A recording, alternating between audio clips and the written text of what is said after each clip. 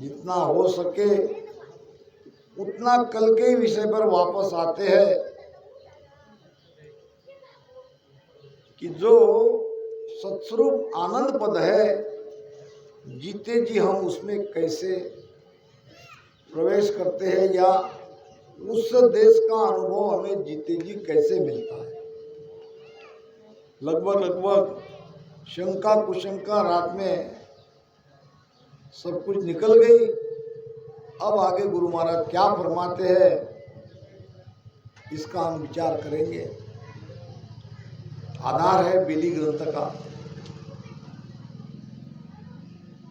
ओ सतलोक स्वरूप है तो मुझ सोचन कोय, हालू डोलू फिरू घेरो रहो इसी में सोए। कौन कह रहा है? वाणी गुरु महाराज की है तो गुरु महाराज जी कह रहा है। भाव क्या है? भाव है शिष्य का। शिष्य कौन थे गुरु महाराज के? हरकिशन जी उपाध्याय उनके साथ रहते थे। वो पूछ रहे हैं कि हे महाराज, आपने तो अचंभे की बात बताई कि हम सब सतलोक में बैठे हैं, तो सतलोक में बैठकर भी हम इधर उधर घूम रहे हैं, हाल रहे हैं, स्थिर थोड़ी है। हम काम धंधा भी कर रहे हैं, चल रहे हैं, गांव जा रहे हैं, सत्संग सुन रहे हैं, शादी ब्याह कर रहे हैं। ये बिना चले होता क्या?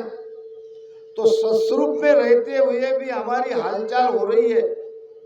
हम इधर उधर घूम रहे हैं, जा रहे हैं, आ रहे हैं, डोल रहे हैं, फिर रहे हैं और फिर भी इसी में रह रहे। ये प्रश्न मेरे अंदर ये शंका है कि ये ऐसा कैसा सतलोक है। मेरी धारणा तो ऐसी है कि सतलोक ऐसा कोई लोक होना चाहिए जो स्थिर है, वहां जाने वाले इधर उधर नहीं जाना चाहिए, क्योंकि वहां से आने की रीत नहीं है। फिर ये रीत, ये सतलोक कैसा है जिसमें हम रहते हुए भी इधर उधर जा रहे हैं, घूम रहे हैं, फिर रहे हैं। या मैं बहु बाता कहूं या ही लील विलास, तो मोको क्या सोच है मो सत साई पास। देखो, हम लोग भक्ति क्यों नहीं करना चाहते सत्स्वरूप की, इसका कारण यहाँ आ रहा है, खुलासा हो रहा है। क्योंकि हमारी जो समझ है, जो कुछ भी हम इधर उधर से बाहर से पढ़ के या सुन के समझ बनाते हैं, और वो समझ जब हम उस पर स्थिर रहते हैं तो तब कोई नया ज्ञान धारण करना कठिन हो जाता है। अब यहाँ शिष्य क्या पूछ रहे हैं कि आप कहते हो कि परमात्मा तुम्हारे पास है, आप कह रहे हो कि सतलोक तुम्हारे अंदर है, सतलोक में तुम सब हो, ये हम कैसे समझ सकते हैं ऐसी अटपटी बात? हम तो साधारण लोग हैं, हम तो इसी में सारी लीला, सारा सुख ले रहे हैं, भोग विलास का आनंद ले रहे हैं। तो ये कैसे हो सकता है सतलोक के अंदर में सारी लीला हम करें? या मैं बहु बाता कहूं, कई प्रकार की बातें हैं कहने जैसी, जो कि सतलोक में रहने वाला ऐसे कैसे करता है।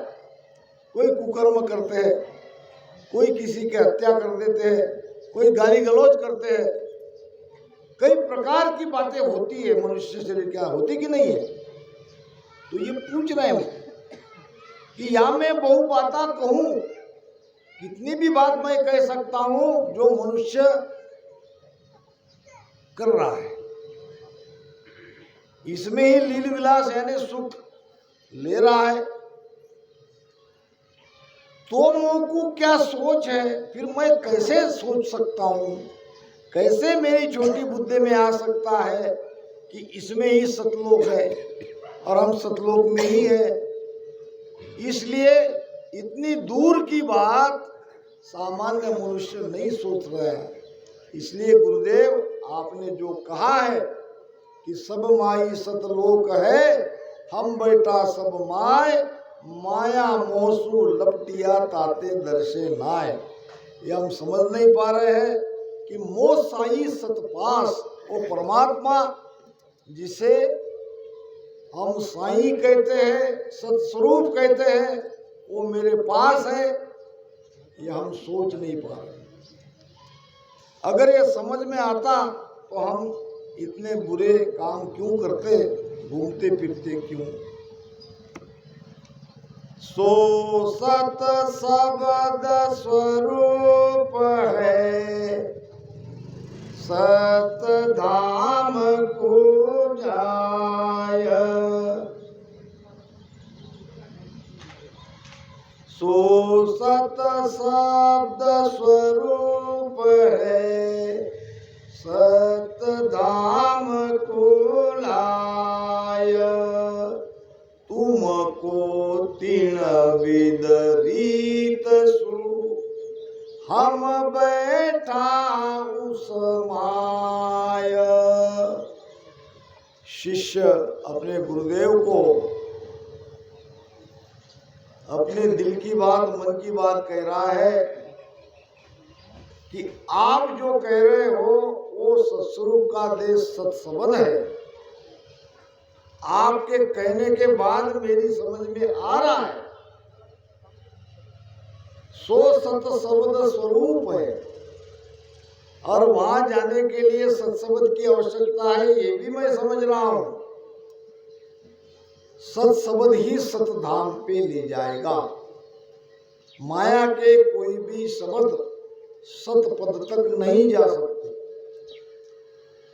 सो सत शब्द स्वरूप है, सत्य धाम को लाए।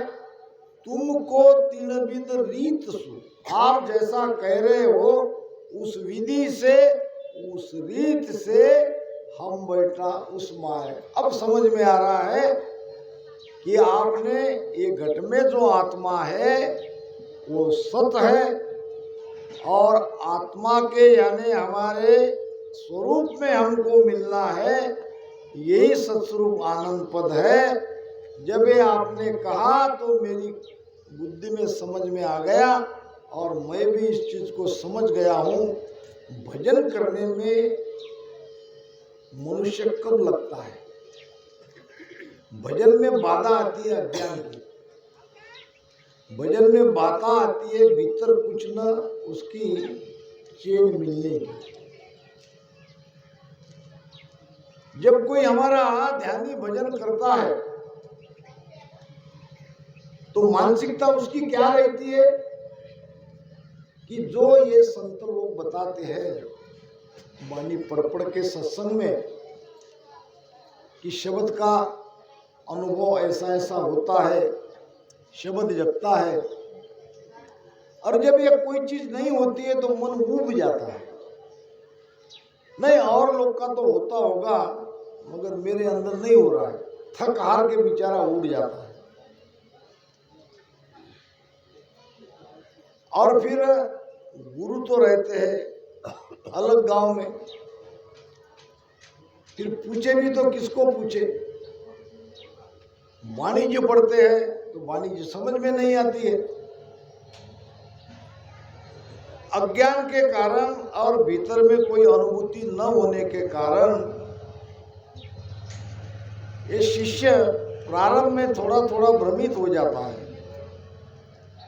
मगर जब ये शिष्य प्रगटने लगती है, उसकी कोई अनुभूति आ जाती है तो उसका भ्रम मिट जाता है, फिर वो भजन करने के लिए बैठता है। कहना नहीं पड़ता, फिर वो घर पे भी जाके भजन करेगा, सत्संग में भी जाके भजन करेगा। तो अगर कोई ज्ञान से समझा दे और जो ज्ञान से समझाया जा रहा है सत्संग में वो हमारा अनुभव बन जाए, दोनों का मिलान हो जाए, तो विश्वास और बढ़ता है। तो शिष्य यहाँ ये कह रहे हैं कि आपने जो पहले कहा मैं समझ नहीं पाया, मगर जब आपने उसको खुला किया, उसका निर्णय करते भिन्न भिन्न तार तार हमको समझा के दिया, तब मेरे समझ में आया कि सतलोक क्या है। जो बाहर है वो भीतर है, और आपने सारा का सारा ये ज्ञान भीतर के उस सत्स्वरूप आनंद पद की कही है। भीतर में ही जब तक श्वास है तब तक उसे पा सकते हैं, वहां तक जा सकते हैं। तो तुमको तीन विद रीत सु हम बैठा उस माय, ये आपकी बात सत्य है, सत्य प्रतीत हो रही है। 8 पहर 64 घड़ी रहूं सत सुन माय, तुम सत साहिब एक है, भजू कौन पे जाय। और एक शंका आ सकती है, वो शंका का भी यहाँ पे हमारे मन में जो शंका आती है, शिष्य ने यहाँ पूछ लिया। शंका ये आती है कि 8 पहर 64 घड़ी रहूं सत्य सुन माय। हम सब सतलोक में 8 पहर 64 घड़ी रह रहे ना, सत हमारे अंदर है, हम सत में है। नमो नमो सब माय, नमो सब ही सुन्यारा। किसको नमन हो रहा है? उस परमात्मा को नमन हो रहा है, उस राम जी को नमन हो रहा है जो सबके अंदर है। और क्या कहा है? सब सुन्यारा, सबके अंदर रहते हुए भी वो सबसे अलग है। नमो प्रगट नहीं गुपत, न तो वो प्रकट है, क्योंकि अगर कोई पूछे कि बताओ वो कहाँ है, कैसे बताओगे? वो निराकार है, मगर वो गुप्त भी नहीं है, वो गुप्त भी नहीं है। हाजिर सु हाजिर खड़ा जब देखे तैयार, जो हाजिर है उसके लिए वो हाजिर है। और गाफिल गेला ज्ञान बिन कूटीजे संसार, जो गाफिल है अज्ञानता के कारण वो संसार में रम रहा है, उसको परमात्मा कैसे मिलेंगे? परमात्मा मिलने के लिए तो भजन करना पड़ता है, उससे प्रेम करना पड़ता है। तो 8 पहर 64 घड़ी रहूं सत सुन माय, तुम सत साहिब एक है, भजू कौन पे जाए। महाराज आप कहते हो कि वो सब व्यापक है, सब में वो है, तो जो सब में है, एक माय अनेक है, एक अनेका होय, एक अनेका होय। महाराज ने अमरलोक ग्रंथ में कहा है, क्या कहा है? एक माय अनेक है, एक अनेका होय, एक अनेका होय, तहा लग न्यारो नहीं। न्यारा होने के लिए कह रहे, न्यारो पद को सब कहे भेद न जाने कोई। न्यारा न्यारा होने के लिए सब कह रहे, मगर कैसे न्यारा हुआ जाता है, इसका भेद क्या है? न्यारो पद को सब कहे भेद न जाने कोई, एक माय अनेक है, एक अनेका होय, एक अनेका होय, तहा लग न्यारो नहीं। जो ब्रह्म की पैदास कोण विद न्यारो कुआई, सुखराम ब्रह्म सु दूसरो सो मत न्यारो हो। ब्रह्म से दूसरा जो मत है, उस पार ब्रह्म की इच्छा से ये संसार बना, तुम हम सब बने, जीव भाव में आए, ये पार ब्रह्म के परे जो सस्वरूप आनंद पद है वो पद है न्यारा। और जब कोई उसका भेद बताने वाले सदगुरु मिलेंगे तब न्यारा होंगे, नहीं तो कहते ही रहेंगे। कहते हैं कि एक कोई साधु, बड़ा प्यारा दृष्टांत याद आ गया। धूप के महीने में पैदल पैदल कहीं जा रहा था। एक पेड़ के नीचे छाया देख के वहां वो थोड़ी देर के लिए बैठ गया। ठंडी ठंडी हवा आने लगी, वहीं लेट गया। अब वहां कुछ पक्षी बैठे थे पेड़ों पे। अब पक्षियों ने सोचा कि एक महात्मा जी आके पेड़ के नीचे सो रहे हैं,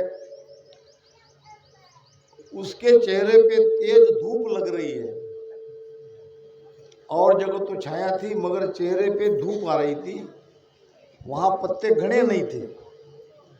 तो जहां से वो धूप आ रही थी वहां जाके पक्षी बैठ गए और पक्षियों ने कर दी छाया। संत ये सब देख रहे थे, कितने होशियार पक्षी है। थोड़ी धूप मेरे चेहरे पर आ रही थी तो वहां भी उन्होंने छाया कर दी। कुछ देर के लिए अच्छे से आराम किया। संयोग से वो महात्मा जी पक्षियों की भाषा जानते थे। फिर उन्होंने देख लिया ये पक्षी अभी तक बैठे उड़ के नहीं गए, तो उन्होंने पक्षी को पक्षी की भाषा के अंदर बात की। जब पक्षी को लगा कि कोई मनुष्य हमारी अपनी बोली बोल रहा है, हमारी अपनी भाषा बोल रहा है, तो इससे क्या खतरा, सब आके सामने बैठ गए। जैसे सत्संग सुना रहे हो और वो सब सत्संग सुन रहे हो। तो पक्षी की भाषा में उस संत ने कहा कि भाई आपने मेरे पर बहुत बड़ा उपकार किया है, मुझे धूप लगने नहीं दी तो मेरा भी कुछ फर्ज है, मेरा भी कुछ आपको देना बनता है उपकार की। ये परत फेड करने का मेरा भी विचार है, तो मैं आपको एक मंत्र देके जा रहा हूं, ध्यान से इस मंत्र को सुनना। मंत्र क्या कहा कि आप पक्षी की जाति हो, आपका काल है व्याध शिकारी, पक्षी का काल वही तो है। तो मैं काल से बचने का ये मंत्र आपको सिखाया जा रहा हूं। मंत्र है शिकारी आएगा, जाल बिछाएगा, दाना डालेगा, तुम्हें चुगना नहीं। 4 अक्षरों का मंत्र उन्होंने कह दिया। फिर कहा पक्षियों मेरे साथ तुम ये मंत्र को पढ़ो। पक्षी और वो संत ने पक्षी की भाषा में मंत्र पढ़ा। शिकारी आएगा, जाल बिछाएगा, दाना डालेगा, चुगना नहीं। अब इसको तुम रटन करते रहो। कुछ ही दिनों में सारे पक्षियों ने वो मंत्र रटन कर दिया, मुकदगत हो गया। और जैसे जैसे समय मिलता वो मंत्र रटन करते रहते थे। शिकारी आएगा, जाल बिछाएगा, दाना डालेगा, हमें चुगना नहीं। अब एक दिन सचमुच शिकारी आ गया जाल लेके। अब जैसे ही वो जाल वहां बिछाना चाह रहा था तो पक्षी का, वो भी पक्षी की भाषा जानता था, शिकारी भी।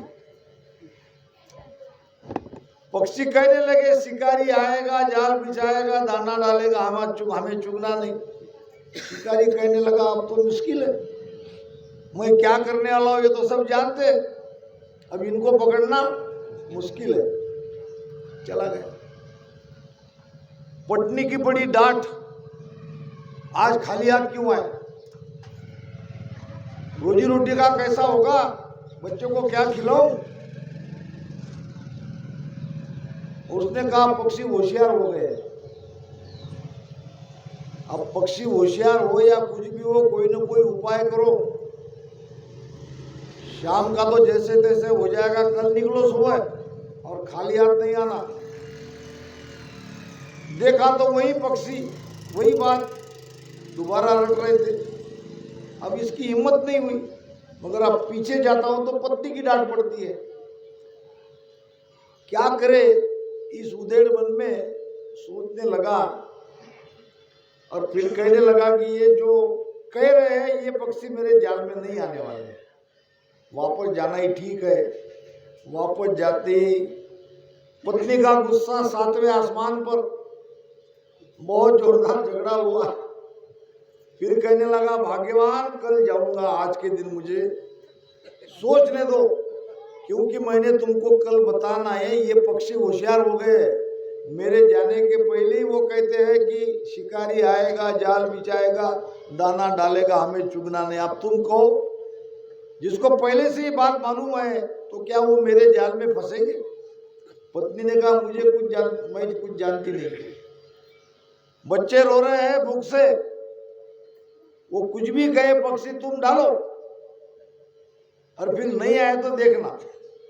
अब पत्नी की डांट से तीसरे दिन गया, पक्षी तो बराबर वही मंत्र रटन कर रहे थे, मगर इसने जाल बिछा दिया, देखा जाएगा। अब जाल बिछ गया, दाना भी डाल दिया। अब दाना डालते ही पेड़ के सारे पक्षी आ गए और वो दाना चुनने लगे और फंसने लगे, और फंसते फंसते क्या कहने लगे, शिकारी आएगा, दाना डालेगा, जाल बिछाएगा और हमें फंसना नहीं। जबकि फंस रहे हैं, कहते कहते फंस रहे हैं और मंत्र का रटन कर रहे हैं। व्याध वो शिकारी हंसने लगा, मुझे क्या पता, मैं तो पहले दिन पकड़ लेता। तो ऐसे बाह्य आडंबरों से, बाह्य कर्मकांड से, बाह्य उपाय से जीव बंधन से मुक्त नहीं होता है। किस कारण ये जीव बंधन में पड़ा है, वो कारण खोजना पड़ेगा। बंधन में अगर वो भीतर पड़ा है तो भीतर जाना पड़ेगा, बंधन बाहर नहीं है, बंधन भीतर का है। और भीतर जाने का एक ही रास्ता है। महाराज ने कल रात में विषय आया था कि महाराज की सत्ता कैसे चल रही है। चल रही है तब तो बात हो गई, अब बताता हूं कैसे चल रही है। अपनी वाणी में महाराज का ये एक वचन है और बहुत अद्भुत वचन है कि मेरे जाने के बाद भी शरीर जाएगा, अगर आपको वो सत्ता को प्राप्त करना है, उस सत्ता को प्रकट करना है, तो उपाय छोड़े जा रहा हूं। सुन सुन मेरो ज्ञान रे, की जो शब्द विचार, आजो सब सतलोक में, मत पड़री जो हार। क्या कहा महाराज ने? मेरे जाने के बाद आपको बिल्कुल पछतावा करना नहीं है। मेरे जाने के बाद भी आप मोक्ष में जाना चाहते हो तो आपके लिए मैं उपाय छोड़े जा रहा हूं, और वो उपाय है मेरी वाणी, मेरा ज्ञान। आपको केवल इतना ही करना पड़ेगा, सत्संग में आना पड़ेगा। इसीलिए तो कितने सारे गांव के लोग हैं, बल कम संख्या में है। आज हमारे रामविलास भी आ गए कुछ लोगों को लेके। क्यों आते हैं हम लोग? गुरु महाराज के वचन सुनने को मिलते हैं, और ये शब्द अगर किसी के अंदर लग जाए, किसी के हृदय में लग जाए, बेड़ा पार। सदगुरु को एको शब्द मन कोई लेवे मान, और तो सहज होता है संत दास मुश्किल श्वास। जो मुश्किल है, जो कठिन है, क्या कठिन था? मन को संसार से हटाना ये बड़ा कठिन है। मगर जब शब्द लग जाता है, महाराज कहते हैं लगी मंसूर को ऐसी कलेजा देख लो कैसा, लगी मंसूर को ऐसा कलेजा देख लो कैसा, अनल हक यूं कहे वाणी चले सूली नहीं मानी, अनल हक यूं कहे वाणी चले सूली नहीं मानी, लगन की बात है न्यारी कटारी से करारी है, लगन की बात है न्यारी कटारी से करारी है। प्रभु से पहली बात लगन लगना कठिन है। साईं से लगन कठिन है भाई। लगती कब है? जब शब्द की चोट लगती है। किसको किसको लगी? अंका लागी बंका लागी, लागी सदन कसाई, बलक बुखार ना ऐसी लागी छोड़ चलो बाशी। जब लग जाती है तो आर पार हो जाता है। संत जुनैद सूफी संत थे, उनका शिष्य था मंसूर। मुसलमान में एक सूफी पंथ रहता है, वो भी सास उसास में भजन करते हैं। और मैं ऐसे संतों को मिल चुका हूं, वे कैसे करते देख तो ले। बहुत कम जगह है मगर है।